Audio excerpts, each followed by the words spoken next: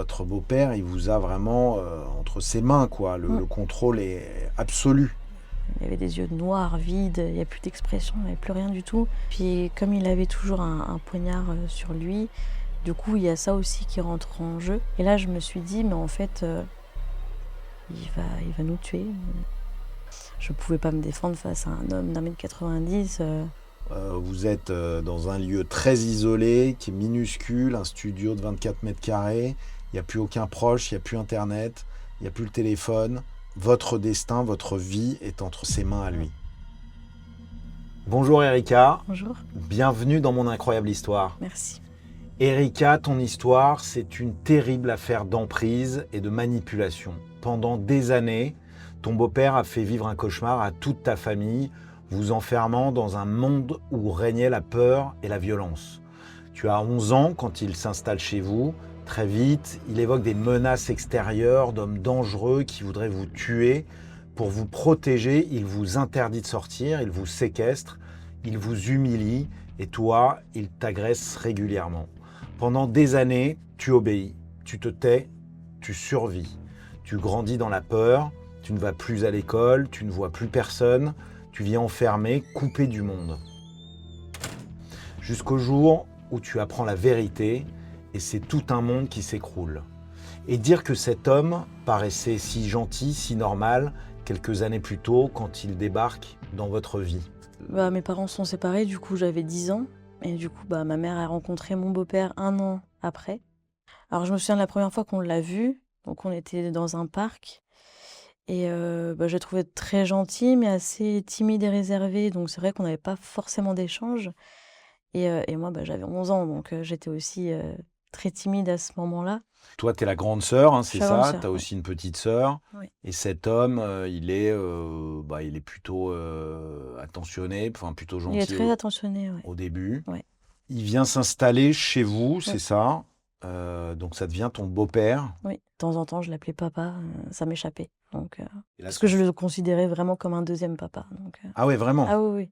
Donc il vient s'installer assez vite chez vous. Ouais. Vous vivez où, comment, enfin, et comment se passe la Alors, vie à ce moment-là? on habite à Tours à ce moment-là.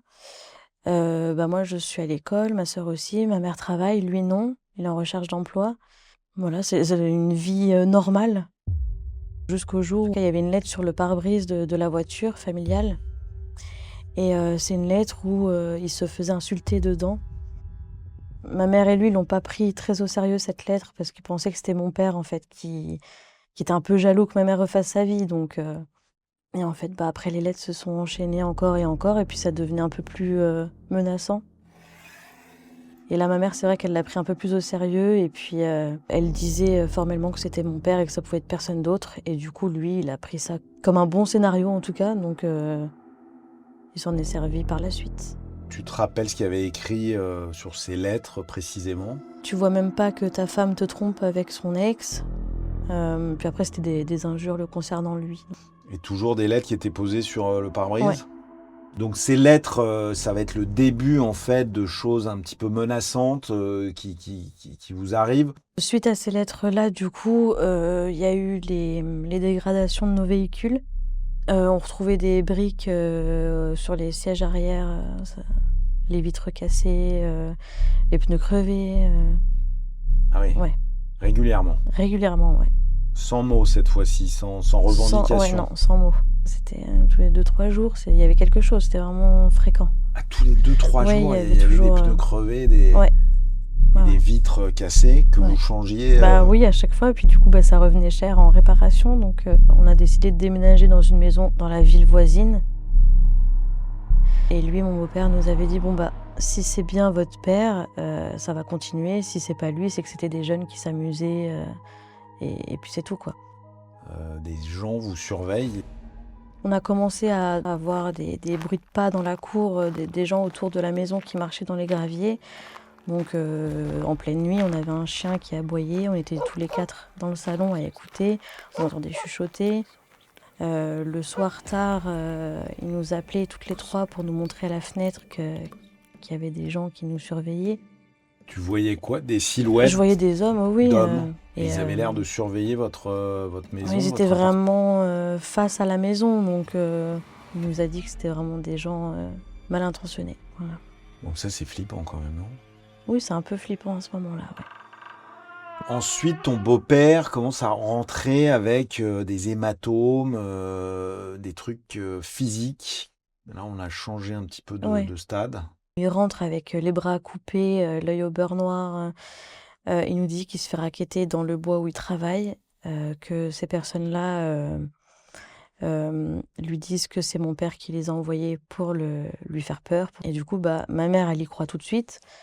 Moi, j'y crois tout de suite aussi parce que je l'ai en face de moi en sang quand même. Donc, je peux pas me dire que c'est faux. Et en fait, il revient souvent comme ça, blessé. C'est-à-dire blessé. Blessé, des coupures un peu sur les bras, sur le visage, des bleus, des marques. Les lettres sont toujours là. Les lettres sur le Sur le pare-brise. pare-brise, c'est toujours là. Mais du coup, là, cette fois, on a une clôture tout autour de la maison. Donc, pour atteindre la voiture, il faut vraiment enjamber le portail pour poser la lettre sur le pare-brise. D'accord, donc là, c'est plus des petits jeunes qui Ouais. déconnent, c'est quand même un peu plus sérieux. Ouais. Donc là, tu te dis, là, quand même, c'est un peu Oui. grave ce qui se passe. Oui, c'est devenu physique. Et puis quelque part, on peut pas douter non plus parce que on a vu les hommes, on a entendu les chuchotements. Lui, on le voit blessé. Donc, on peut pas douter. Mais il y a quand même quelque chose qui colle pas. Mais en fait, de voir ma mère y croire et de soutenir ça et de continuer d'alimenter cette chose-là, je finis aussi en grandissant par y croire, en fait. Parce que ma mère, c'est ma personne de confiance, de sécurité, c'est l'adulte.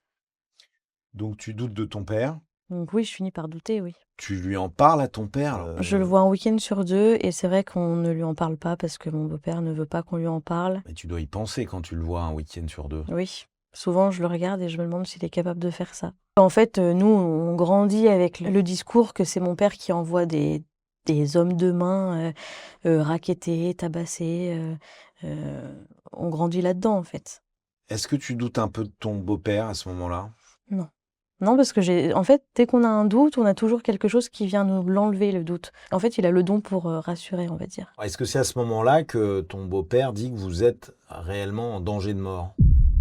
C'est un mercredi du coup, où là, cette fois, en fait, les lettres déposées sur la voiture à chaque fois étaient destinées à lui. Et là, c'est ma mère qui sort et qui trouve une lettre à son nom. Elle va la lire et ensuite elle m'appelle parce qu'elle est en panique. Et du coup, elle me tend l'enveloppe et je me dis: «Mais non, ils vont pas s'en prendre à ma mère, en plus, quoi». Donc je vais lire la lettre avec elle dans ma chambre et là, je lis la lettre, il y a un plan du bois avec la lettre où il y a écrit, «Si tu veux retrouver ton mec, vivant, tu nous rejoins à midi ou 12h30, je sais plus exactement, à tel endroit et tu y déposes tes sous-vêtements». Et ma mère était très paniquée, elle m'a dit: «Je vais appeler, la police», je lui dis: «Non, non, non, non, appelle pas la police, je veux dire, moi je pense que c'est une blague, attendons de voir à midi s'il rentre comme tous les jours. S'il rentre pas à midi, on avise, mais on va attendre». Et du coup, entre-temps, ma mère reçoit un appel d'un numéro inconnu sur son téléphone, donc elle met le haut-parleur et on entend un homme qui lui dit «Bon, tu où? Tu te dépêches, si tu veux le revoir en vie, c'est maintenant» et ça raccroche. En parlant de ton beau-père. Oui. Donc évidemment, ma mère, elle repanique encore plus. Moi, c'est vrai que je fais pas trop la maline parce que là, du coup, j'ai entendu la voix de quelqu'un ordonner à ma mère de venir, donc C'est ni ton père ni ton beau-père non, qui non. parlent. C'est quelqu'un que tu ne connais pas. Voilà, c'est ça. Donc là, j'avoue que je sais pas trop quoi faire. Et 5 minutes après, ça recommence. Il y a un appel, un numéro inconnu qui appelle. Et là, on entend mon beau-père gémir de douleur derrière, qui supplie ma mère de venir en pleurs. Il lui dit: «Dépêche-toi de venir, ils vont me tuer, ils vont me tuer». T'es dans quel état? Là, je commence à m'inquiéter. Et je dis à ma mère: «Vas-y, appelle la police, du coup». Paradoxalement, elle appelle notre père pour qu'il vienne nous garder, alors que c'est censé être le bourreau de tout le monde. Et du coup, il vient nous chercher et on passe la journée avec lui pendant que ma mère part avec la police, le retrouver dans le bois. Là, à ce moment-là, ton père n'est plus suspect ou alors Il est toujours suspect. il est toujours suspect Ouais, ouais. aux yeux de ta mère et à tes yeux aussi? Mmh. C'est pas parce qu'il vient vous garder toute la journée qu'il est, Non, qu'il est innocent. non. Toi et ta sœur, vous passez la journée avec ton père, Mm. enfin avec votre père. Du coup, je décide de lui en parler. Je lui explique qu'à la maison, oui, il se passe des choses un petit peu inquiétantes et il m'a dit, mais il joue un rôle, il est complètement fou. Il a dit, il est complètement fou en parlant de ton beau-père. Pour lui, ça suffisait, et pour toi, pas du tout. Non. Bah, moi, c'est pas la réponse que je voulais entendre. Quelque part, j'avais besoin qu'il me dise non, c'est pas moi, ou oui, c'est moi, mais voilà, la discussion s'est finie comme ça. Pendant que ton père vous garde, Mhm. la police, elle, donc qui a été contactée par ta mère, Oui. prend les choses très au sérieux Oui. et envoie le paquet là. Oui, oui. Ils partent à combien? 7 brigades et un hélicoptère. Parce qu'en fait, ma mère a dit qu'il se faisait séquestrer dans un bois et qu'il se faisait menacer avec une arme. Parce que oui, apparemment, il avait une arme sur la tempe. Donc là, ils mettent des moyens faramineux Ouais. parce qu'ils pensent qu'il est en danger de mort. Oui. Donc c'est quand même un gros investissement de la part Oui, des oui. forces de l'ordre. Mm. Et finalement, en arrivant sur place, ils le retrouvent enfin après 7 heures. Oui. Et là, Tout seul. Et pas blessé. Rien du tout. il fume sa clope. Ouais. Ok, donc là, tout le monde comprend que c'était un canular au mieux ou... Oui, où personne comprend justement. Donc du coup, ils sont interrogés les deux séparément et du coup, ben lui, il avoue être l'auteur de tout. de tout De tout. depuis le début. Il avoue être l'auteur des lettres, il dit qu'il s'est lui-même fait les scarifications, les bleus, tout ça. Je me souviens juste quelques jours après où mon beau-père harcelait ma mère au téléphone d'appel et j'interdisais à ma mère de lui répondre parce que moi, je lui en voulais beaucoup à ce moment-là parce que bah, je me sentais trahie moi aussi parce que j'avais mis du temps à lui faire confiance, j'avais mis du temps à l'accepter. Et puis, bah, c'était mon deuxième papa aussi, donc je lui en voulais beaucoup. Et ma mère a fini par craquer au bout d'une semaine. Je pense qu'elle avait besoin d'un peu plus d'explications sur pourquoi il a fait ça. Et du coup, bah, elle l'a invité à la maison, ils ont parlé. Moi, j'ai refusé de le voir, donc je suis restée dans ma chambre. Quelle était l'explication Alors, son explication, ça a été que les personnes qui le maintenaient en otage l'ont forcé à avouer être l'auteur de tout. Sinon, il s'en prendrait à nous. Voilà. Donc, pour nous protéger, il a avoué être l'auteur. Il fait toujours les choses pour nous protéger, de toute façon. Donc, on ne peut pas lui en vouloir. On peut que lui dire merci, tu nous protèges. Donc il réintègre la famille. Oui. Et là, ça va pas s'arrêter. Il s'est fait kidnapper.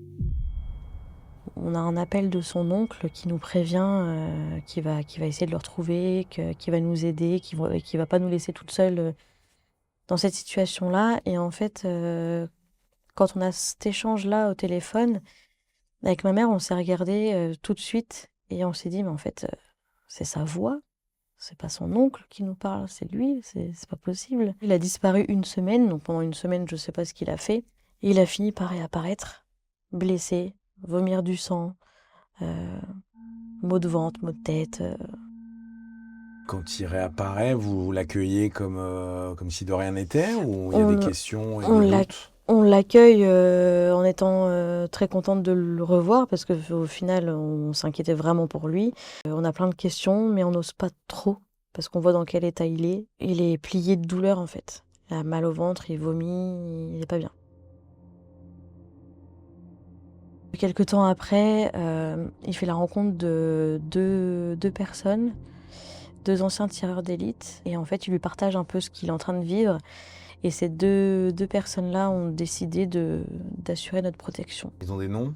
Oui, on leur donne 2 noms, l'américain et le balafré. Voilà. C'est vous qui les surnommez Oui, comme oui, ça? oui, ouais. L'américain et le balafré, comment Mm. vous savez qu'il est balafré? L'américain, d'où l'accent américain qu'il avait, avec une voix assez grave. Et le balafré, parce qu'il y en a un qui s'est présenté comme étant paralysé d'un côté du visage, qui s'était pris une grenade en fait. Pour protéger leur anonymat, on n'avait pas le droit de leur parler en direct. En fait, on leur parlait à travers une porte ou avec un foulard sur les yeux. Et pour venir, en fait, pour dire on arrive, avec une télécommande, Mhm. ça va déclencher une puce Une qui a été vibration. préalablement installée dans la tempe de ton beau-père, c'est ça? C'est eux qui ont, Oui, c'est eux qui ont mis une puce. ouais, Il va se sentir vibrer oui, au niveau de sa tempe. Et là, il sait qu'ils arrivent. c'est ça. Donc, il vous dit, les filles, ils Chambre. arrivent, Ouais, mettez vos foulards. ouais, ou chambre. Ou allez dans vos chambres. Voilà, ça.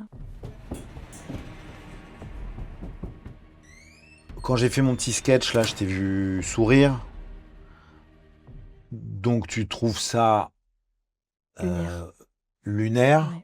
Mais même si j'en parlais de manière plus sérieuse, beaucoup de gens se diraient, mais c'est du délire Ah bah total. oui, oui, tout à fait. Ça n'existe pas, Bien sûr, bien la sûr. puce dans la tempe, le petit Mhm, micro, il parle avec eux, il y a un balafré américain. bien sûr. C'est un sketch. Et c'est pour ça que je rigole, c'est parce qu'en fait, c'est tellement irréel pour les gens qui ne l'ont pas vécu, ça paraît tellement gros. Qu'est-ce qui fait que tu y crois alors à ce moment-là? Bah, Toi, ta mère et ta sœur. j'y crois parce que bah, j'ai grandi là-dedans. C'est venu petit à petit, progressivement. C'est pas venu du jour au lendemain non plus. En tout cas, ça paraît réel. Ce qui peut Oui, paraître irréel quand on en parle comme ça, bien sûr. te paraît très réel sur le moment. Qu'est-ce qu'il vous raconte, l'Américain et le balafré? Il nous raconte, par exemple, s'ils trouvent quelqu'un de suspect autour de la maison ou quand on sort, eux, ils nous suivent en voiture, donc pas derrière nous directement, mais un peu plus loin. En tout cas, dès qu'on sort, on est surveillés. Ils vont nous mettre sur écoute. Comme ça, au moins, ils pourront toujours nous protéger, quoi qu'il arrive. C'est ton père qui cherche non plus seulement à lui nuire à lui, mais vraiment à éventuellement supprimer toute la famille. Alors moi, je le prends pas comme ça, je le vois comme l'éliminer lui, pour que mon père puisse récupérer ma mère. Comment se passe la vie, ta vie à toi, ta vie à la maison, ta vie à l'école, ta vie avec tes amis? Bah, la vie à la maison, elle est stressante et on est tout le temps aux aguets parce qu'on sursaute un peu au moindre bruit, on sait pas trop ce qui va se passer, si on va dormir toute la nuit correctement, si mon beau-père va rentrer du travail. Et puis bah, à l'école, je me fais harceler, donc en fait, il n'y a pas de moment de répit. Tu te fais harceler? Oui. C'est lié à cette histoire? Non, non, je me fais harceler parce que quand mes parents se sont séparés, du coup, j'ai commencé à m'arracher les cils. Les enfants entre eux sont méchants. Donc c'était des insultes, des moqueries, voilà. D'accord, donc il n'y a pas beaucoup d'endroits de paix pour Non, toi. mais j'étais quand même mieux à l'école, on va dire. Ah, t'étais quand même mieux à l'école qu'à la Ouais, maison, ouais. Parce que malgré même le si, harcèlement. ouais, parce que le harcèlement, c'était pendant la récréation. Après, en classe, j'étais tranquille, j'étais sur ma chaise, je faisais mes trucs, je respirais, quoi, je soufflais. Tu es mieux à l'école et pourtant, ta mère et ton beau-père vont Mm. décider de te retirer de l'école Oui, à l'âge de 15 ans. oui. Donc là encore, c'est une décision pour te protéger. En réalité, ça va encore plus te faire rester à la maison dans cette atmosphère ultra oppressante. Oui. T'as des amis à ce moment-là ou pas du tout? J'en ai quelques-uns, oui. Tu leur en parles pas de ce que tu vis chez toi? Non, par moments, j'essaye je lâche quelques phrases, quelques mots, mais c'est pas réceptionné comme je le voudrais, en fait. La scène du bois, Non, tu la racontes pas? non, non. Non, les grosses scènes, j'en parle Le pas. balafré, l'américain, t'en parles pas? Non, non. Pourquoi? On devait ne rien dire, en fait, à qui que ce soit. Vous êtes dans une réalité parallèle Mm. et vous n'avez pas le droit d'en parler. Non. Ton beau-père fait comme si tout était normal. Enfin, et donc toi, tu penses même pas actionner une alerte quelconque, à Non. dire en fait ça va pas, je suis en danger, il y a quelque chose qui cloche. Non, Pourtant, tu sais non. qu'il a menti, vous le savez. Ouais. Il a menti, il a Mm. fait se déplacer Non, parce des que brigades de gendarmerie, des hélicoptères Oui. pour un pipeau. Mm. Tu sais que c'est un pipeau, toi. Oui. Oui, mais après, comme il a dit que c'était pour nous protéger, qu'il n'avait pas le choix que d'avouer, du coup, c'est tout un truc. Et t'y crois à cette version? Pas tout de suite, mais j'ai fini par y croire, oui. Toi, t'as vraiment cette sensation que le monde extérieur est dangereux? Oui. Finalement, ce que ça a comme conséquence d'être retiré de l'école, c'est que tu es complètement coupé du monde. Oui. Il n'y a plus que la maison, et il n'y a plus que ton beau-père, et toutes ces histoires. Ma mère et mon beau-père en avaient un peu marre de la situation, du coup, et ils ont décidé de partir. Ils nous ont annoncé qu'on allait déménager dans la nuit et qu'on allait partir du côté d'Annecy. À 15 ans, donc, précipitamment, sans prévenir Non, personne, comme des voleurs. voilà. Pourquoi? Pour éviter que les méchants nous suivent. On part avec quelques valises et puis et c'est tout. Vous déménagez à plus de 600 km en Haute-Savoie, Oui, dans une station de ski. oui. Et là, vous avez quitté une maison plutôt confortable pour un minuscule studio de 24 mètres carrés. Si tu te rappelles de l'arrivée dans ce studio? Oui, je me rappelle. On était épuisés du trajet. En plus, on est arrivé en plein hiver, donc il faisait très froid. Et les premiers jours, en fait, enfin, en tout cas, c'est mon avis, mais moi, je me voyais en vacances, en fait, donc je réalisais pas trop.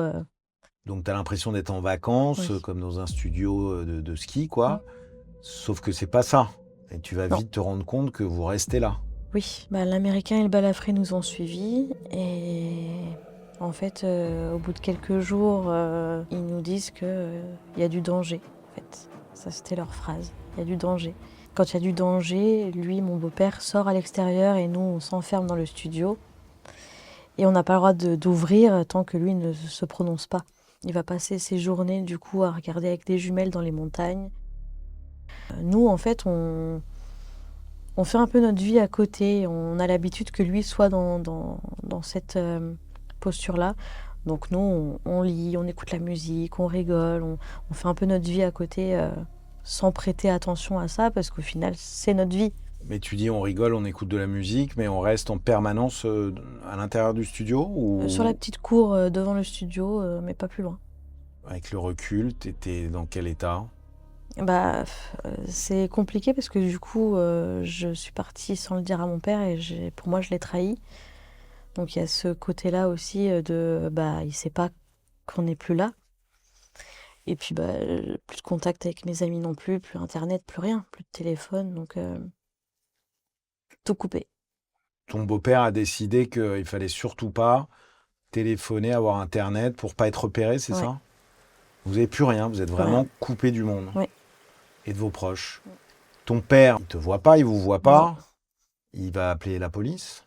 non. Non? En tout cas, moi, après mes échanges que j'ai pu avoir avec lui récemment, il m'a dit qu'il avait essayé de nous retrouver, mais après, il m'a jamais dit qu'il avait contacté la police ou quoi que ce soit. Donc je sais pas ce qu'il a fait, en tout cas, pour essayer de nous retrouver. Vous n'avez pas le droit de lui en parler à votre père parce que, encore une fois, c'est lui qui est derrière toutes ces menaces et ce danger de mort, c'est ça? Ouais. Ça continue encore Ouais, et ouais. encore. Ce qui a changé depuis Tours, c'est que là, votre beau-père, il vous a vraiment entre ses mains, quoi. Le contrôle est absolu. Vous êtes dans un lieu très isolé, qui est minuscule, un studio de 24 mètres carrés. Il n'y a plus aucun proche, il n'y a plus Internet, il n'y a plus le téléphone. Votre destin, votre vie est entre ses mains à lui. Et là, il n'y a personne qui se réveille. Non. Non, on est encore très actif dans cette folie, en fait. Surtout que ça va monter un peu plus crescendo. Il va être souvent appelé la nuit par sa tempe, sa vibration sur la tempe. Et il va partir comme ça en pleine nuit sans nous dire où il va, mais il nous demande juste d'aller nous cacher dans la salle de bain et d'attendre qu'il revienne pour pouvoir en sortir.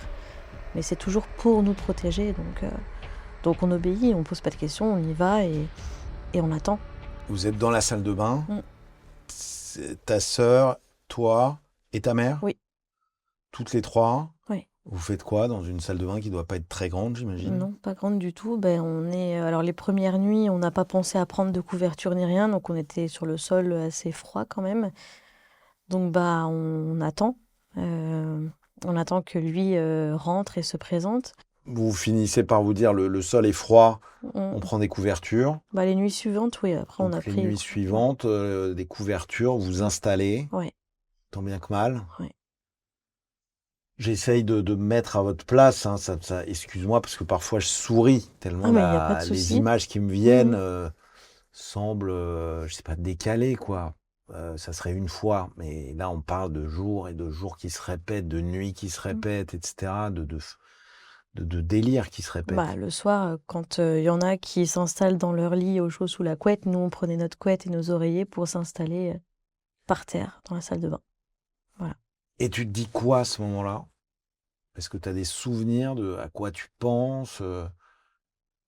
Tu quoi? Tu reconnaissante vis-à-vis de ton beau-père qui vous protège On est toutes les merveilleusement? 3, en tout cas, je parle pour ma part, mais en tout cas, oui, on est, c'est comme un dieu. On se dit, «Waouh, ce qu'il est prêt à subir pour nous, c'est incroyable, c'est le meilleur, quoi». C'est comme un Donc dieu que vous vénérez, ouais. à qui vous offrez tout, quoi, Mmh mh. toute votre vie. Mmh. Une nuit, alors que vous êtes dans cette même salle de bain, des bruits de pas se font entendre à l'extérieur, et l'Américain frappe à la porte. Oui.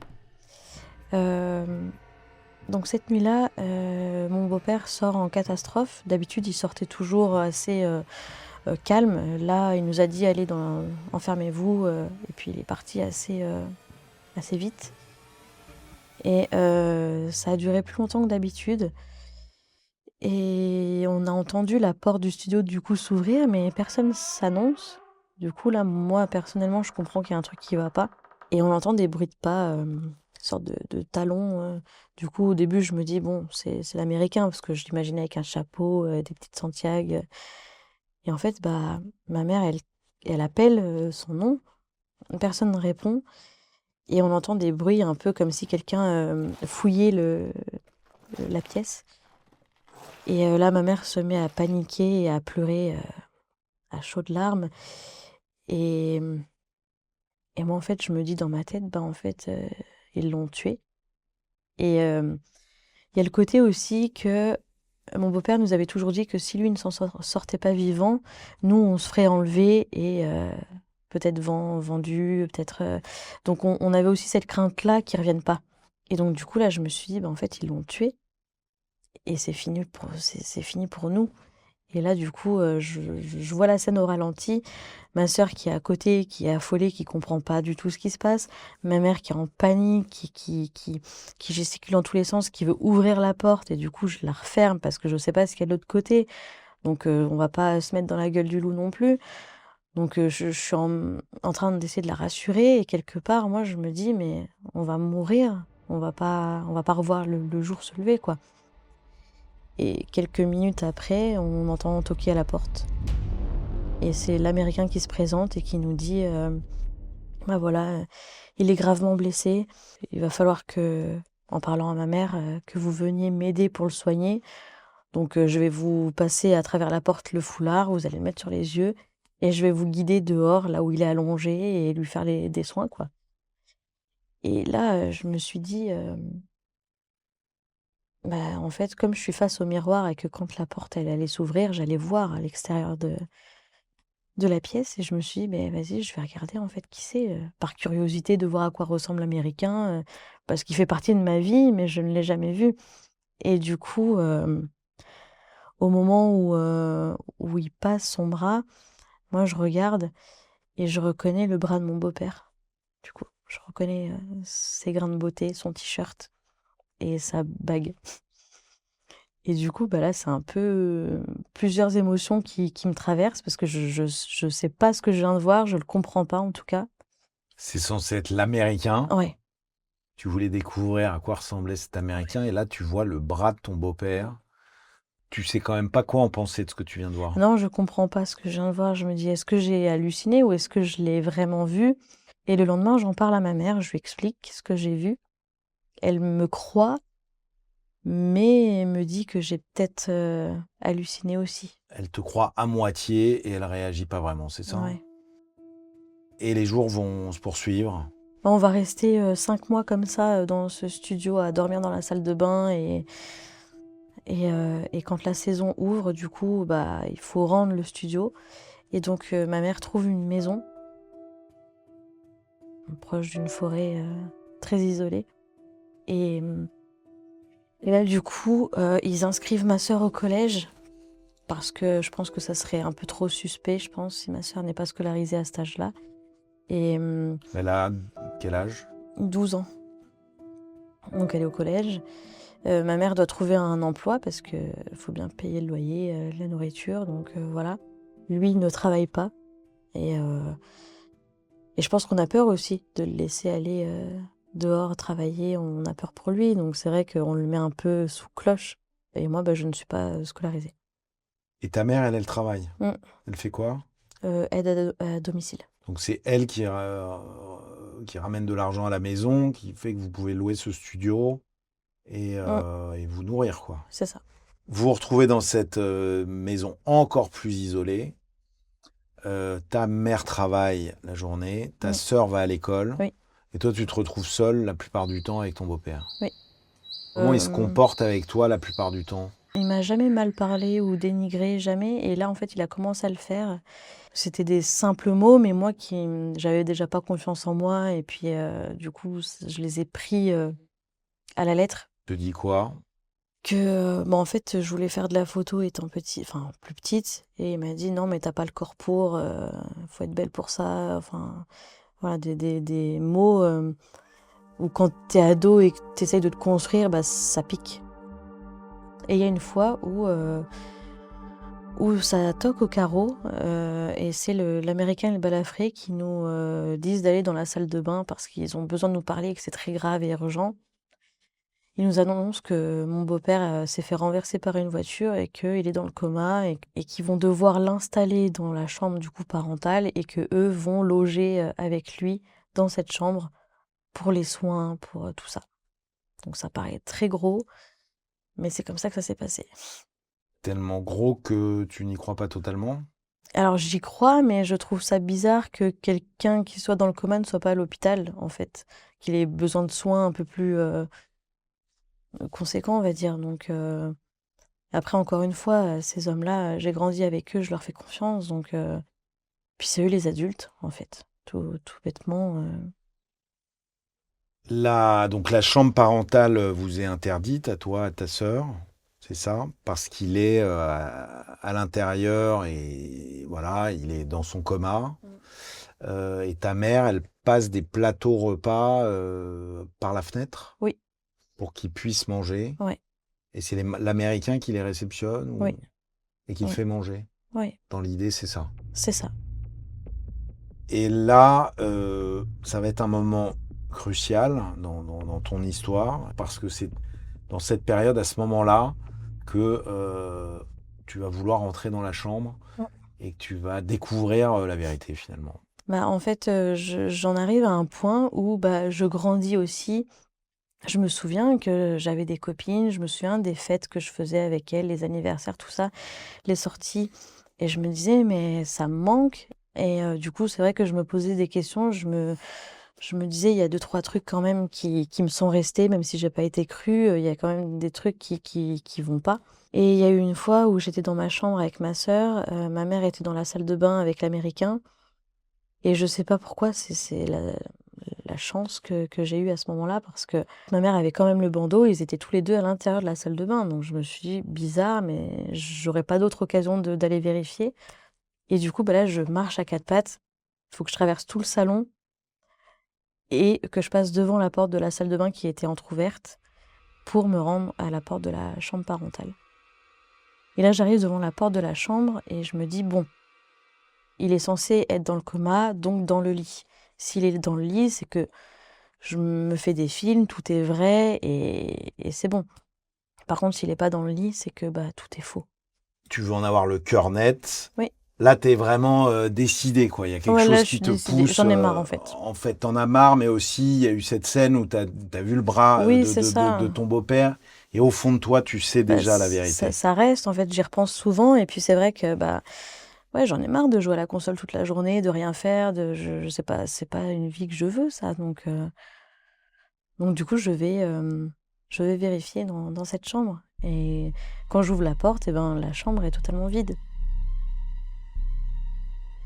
Et du coup, là, je me sens j'ai une montée d'adrénaline et d'angoisse qui arrive. Je reste collée au sol. Comment tu comprends que tout est faux? Ce lit vide, ça veut dire quoi? Ce lit vide, pour moi, ça veut dire qu'il n'est pas dans le coma, que finalement, l'Américain, le balafré et mon beau-père, c'est une seule et même personne, et qu'en fait, on est parti de chez nous pour rien. Tu comprends tout Je ça d'un comprends coup. tout. Tout d'un coup, Mm. tout s'assemble, là, tout le Il y a puzzle. tout qui s'assemble. En une image, Mm. ce lit est vide, il n'est pas dans le coma. Ça veut dire que Mm. c'est celui qui est en train de parler à ma mère. Ouais. C'est pas l'Américain, c'est lui, c'est mon beau-père. Que le balafré, c'est le même. Mm. Et que tout ce que je vis depuis des années, c'est lui et rien que lui. Et c'est une folie. Et tu dois être dans un état de, je ne sais pas comment, de quoi? De colère, de transe, de Alors, peur, de peur. de peur. De peur parce qu'en fait, son comportement avait changé. Il était plus distant avec nous. Il était moins attentionné, moins agréable en fait. Et puis son regard aussi avait changé. Lui qui avait des yeux bien bleus, il avait des yeux noirs, vides. Il n'y a plus d'expression, il n'y avait plus rien du tout. Et là, je me suis dit, mais en fait, il va nous tuer. Je pense que c'est ça le but, parce que sinon, je vois pas quel est le but ni l'intérêt de nous avoir fait quitter notre région et de nous faire vivre ça, en fait. Donc en fait, tu décides de la fermer, Mm. de te taire par peur de représailles éventuelles. Ouais. C'est ça? Oui, parce que là, je comprends que si je le dis, quelqu'un qui est pris à son propre piège, bah, il tue tout le monde et puis c'est réglé, quoi. Tu comprends que ce n'est que emprise et manipulation depuis des années, et tu comprends aussi que cet homme est dangereux. Oui. C'est un soulagement dans le sens où maintenant j'ai la vérité sous les yeux.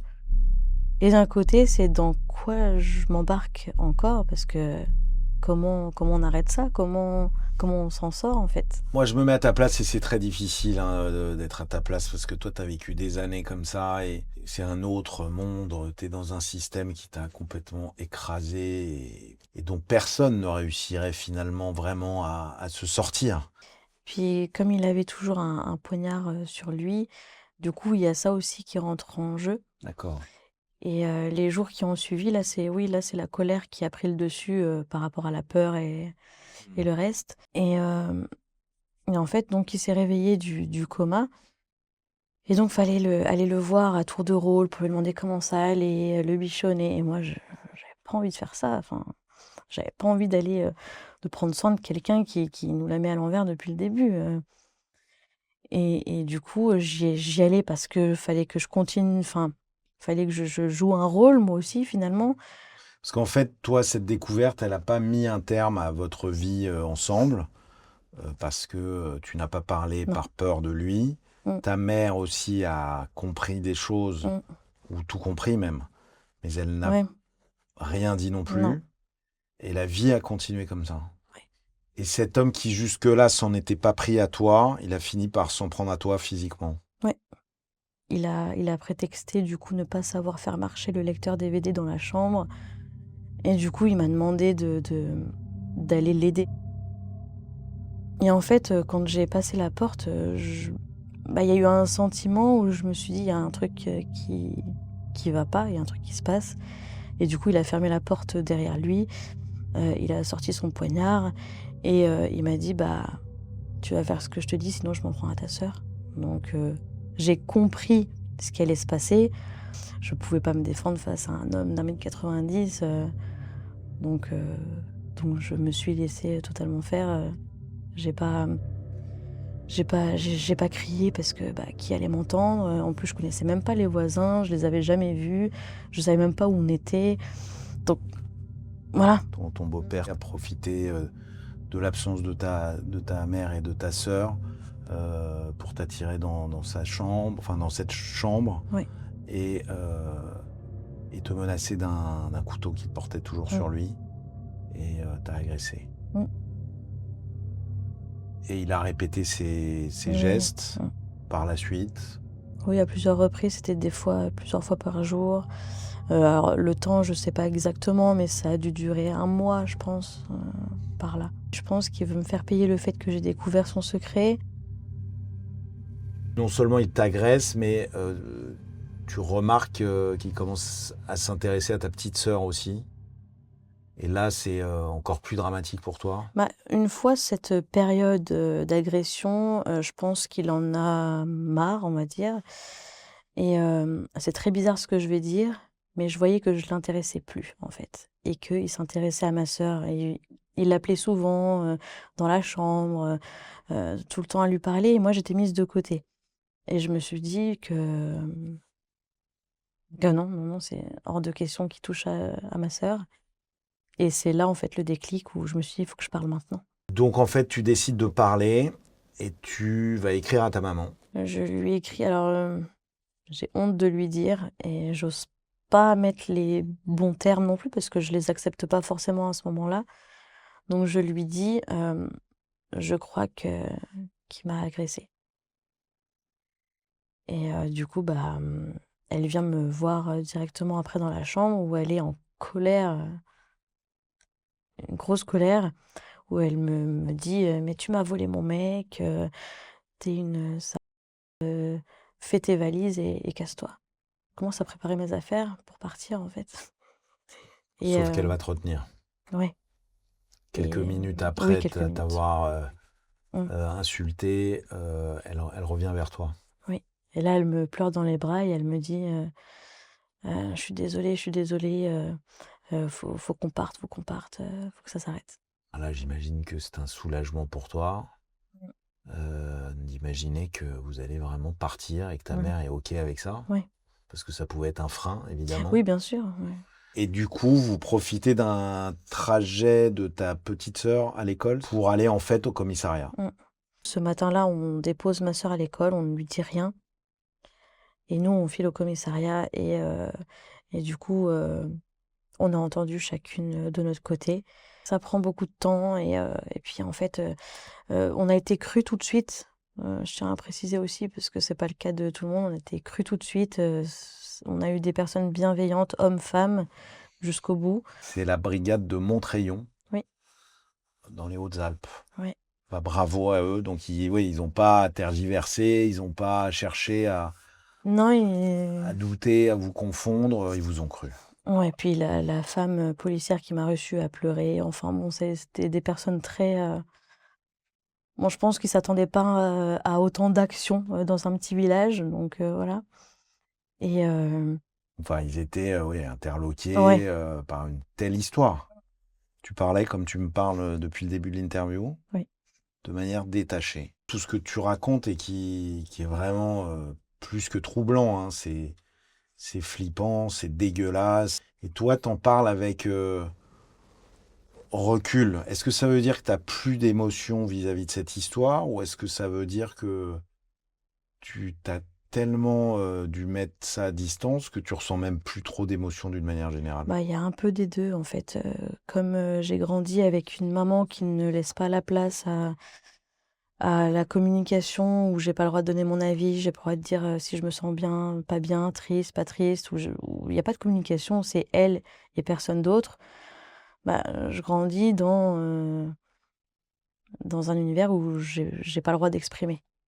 Donc du coup, bah, j'ai pas de je dis pas que j'ai pas d'émotion, mais disons que je vais pas en parler en pleurs, je vais pas, je me mets vraiment en arrière.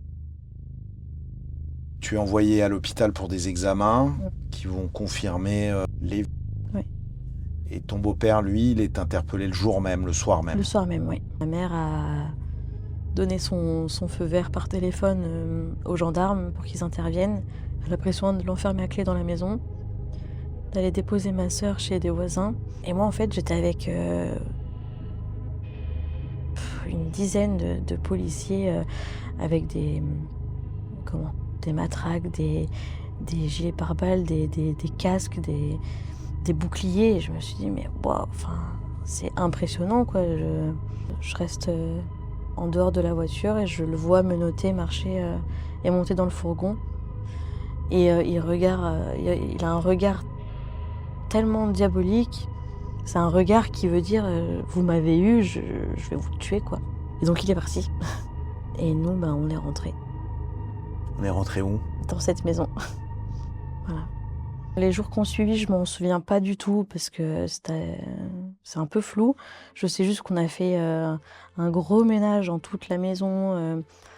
On a ouvert les volets, il y avait la lumière qui rentrait dans les pièces, c'était agréable. Parce que vous viviez dans le noir. Oui. Et que du coup, moi, mes premiers pas dehors, c'était sur la terrasse. Et puis, au bout de 5 minutes, je me sentais pas bien, donc je rentrais. Je me sentais observée, écoutée. Pour moi, il y avait toujours cette présence qui nous surveillait. Au bout de quelques mois, vous avez réussi à reprendre goût à la liberté. Parce qu'en fait, tu as dû te rendre compte que depuis toutes ces années, tu étais séquestré, tu étais comme emprisonné. Comme si tu respectais les règles d'une prison où en plus, on te fait croire que tu peux mourir assassiné à tout moment. Tu réalises donc à ce moment-là, ça doit être fou ce moment. J'écoute les oiseaux chanter, j'écoute les bruits de dehors, je fais la connaissance des voisins aussi au fur et à mesure. Je vis et c'est agréable, mais à la fois ça me fait peur, du coup. En 2014, le procès a lieu, tu as 18 ans au moment du procès. Tu vas revoir ton père biologique et ça fait 7 ans que tu l'as pas vu. Oui. Ça fait 7 ans que vous étiez séparés et que vous ne vous étiez pas rabibochés. Non, pas parlé, pas vu, rien. Étonnamment, je ne comprends pas, mais c'est pas vous qui le soutient, c'est ton beau-père. Parce qu'il reproche à ta mère d'avoir cru à toutes ces bêtises. Dans son discours, en fait, il en veut tellement à ma mère de nous avoir enlevés. Il en veut tellement à ma mère de tout ce qu'elle lui a fait subir aussi à lui pendant des années de couple, etc. Pour lui, c'est ma mère qui a endoctriné mon beau-père. Et alors que les deux se sont auto-alimentés, ils sont autant responsables les deux là-dessus. Et puis moi, comme j'ai un lien très malsain avec ma mère, on va dire, il m'en voulait à moi aussi, parce que je prenais toujours la défense de ma mère. Je l'ai toujours défendue publiquement, partout, tout le temps, alors que je savais ce qu'elle faisait aussi, mais je l'ai toujours défendue.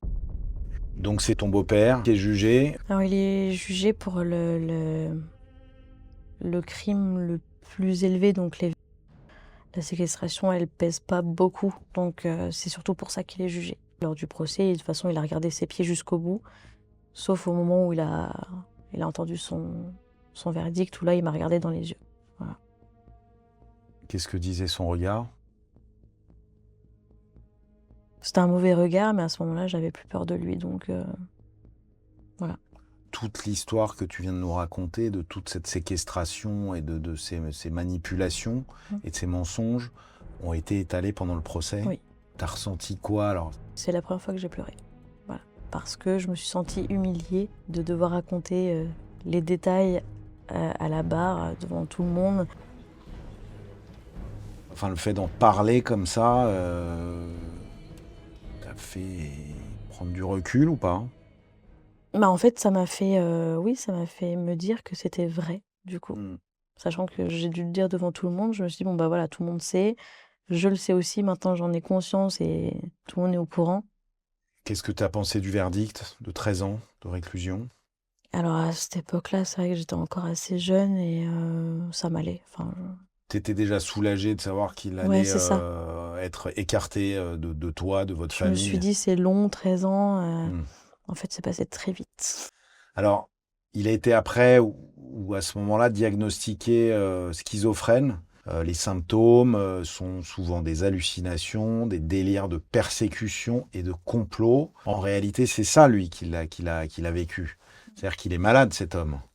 Il est malade et il vous a plongé dans ses propres délires de persécution et il est tellement convaincu, lui, que c'est vrai qu'il a réussi à vous persuader que tout ça était une histoire vraie. Alors que si on regarde les choses comme aujourd'hui, de manière froide, pas impliquée, il n'y a rien qui colle.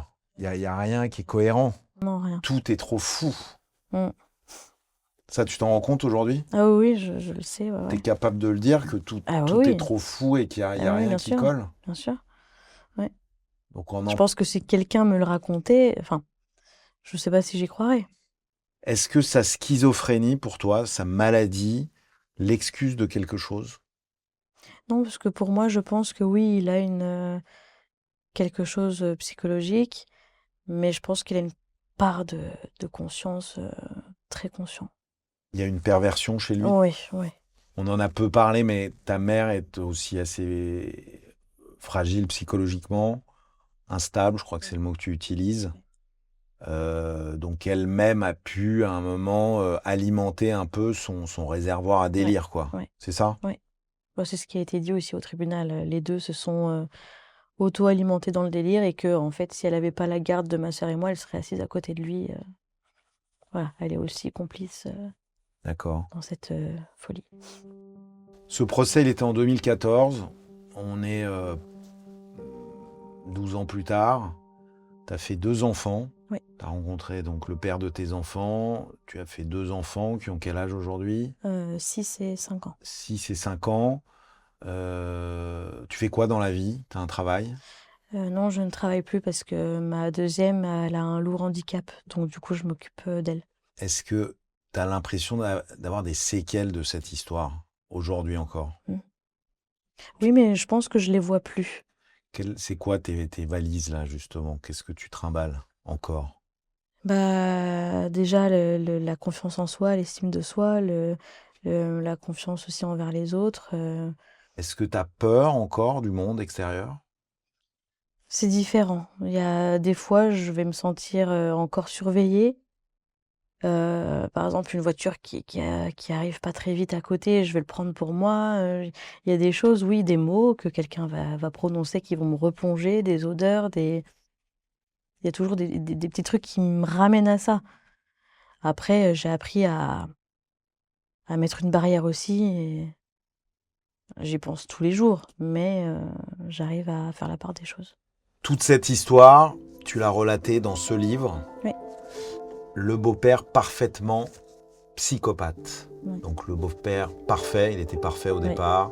En réalité, il était parfaitement psychopathe. Oui. Et j'imagine que ça t'a aidé un peu comme une thérapie en Exactement. l'écrivant. Oui. Parfois, on se demande si tu parles d'un film que tu Oui, as c'est vu vrai. ou si tu parles de ton histoire. Mm. Je ne sais pas où tu la mets, cette souffrance qui existe probablement encore en toi. Est-ce que tu l'as évacuée ou est-ce qu'elle Non, je la laisse là où elle est. Il est possible à un moment d'appeler la police, de partir et de s'en sortir.